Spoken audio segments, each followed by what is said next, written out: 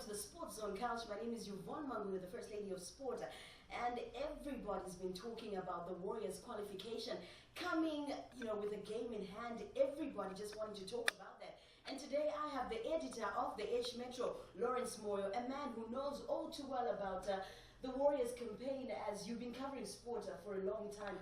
And this one came without calculators, no waiting for this other person to do this, but with a game in hand. Well, there's no doubt that this was by far the best performance by the Warriors in any qualifier, doing so with a game to spare. But key for the Warriors was doing so at home. It's always mandatory, so to say, when you're in a qualifier, to win all your home matches and expect one or two draws away, and in most cases you make it through. And this is exactly what they did. And talking about that, you're talking about us winning at home. When Zimbabwe went to Swaziland and we drew, everybody wasn't happy with the result because we all assumed because it's Swaziland, we have to win. Yes, because that's exactly what happens with qualifiers. Like I said, you target the weakest team in the group. So Guinea were the top seeds in the group. So we did not expect, and we still do not expect to win in Guinea, but we're expecting to get at least a win away to Swaziland or Malawi. We did it in Malawi, but Swaziland was more of a must for the Warriors. That's why people were disappointed. And it was before the home game, so it was 2 points dropped at that stage. And talking about this team, we've all heard people talking about the dream team.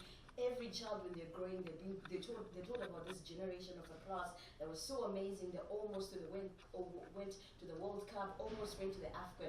But right now, we're talking about a team that is really qualified. Can we classify them as the best ever, or is just a team that maybe was in an easier group than the others? No, it is the best because they've achieved the best result. With the dream team, it was the most exciting. It attracted fans purely on the names and the type of football, but not necessarily on the results. Because if you look at it, in most they failed to qualify for any of the tournaments. They would come close, and people would be excited by the way Peter and Vitalis Takawira and others would be playing, but not necessarily the actual result. So they would excite, but not get the results that matter. With this one, it's more about getting the results, and that is why they are already at the final. And talking about that, Zimbabwe has tried so many coaches, especially when you talk about the foreign coaches. And here comes Callisto Pasua, a man who's coming from Ghana, who has won 4 league titles in a row. He comes to the Warriors. Can we now say, obviously, right now he's the best coach around because he's done it with the league, he's done it with the national team? Yes, we have tried to and tested him, and he's achieved the results. And I think that's what's more important for Zimbabwe, to get a coach who can get the results that we need under the most difficult of conditions. He has done it, and it's because he prioritizes results more than anything else. And for now, I think he's the best. And having covered the sport for a long time, would we say this was the worst preparation, or maybe you've seen worse? Because we'll take you back to that trip to Malawi, where they went by bus, arrived there, had to go straight and play a match, but they still grinded a result.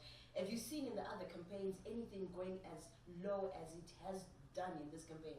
I think it will rank among the worst in terms of preparations, the way even the coach himself was treated. So it was one of the worst, but I think his experience at club level has also helped him. Okay, there you have it. We're discussing the Warriors, the current generation. Is this the best ever?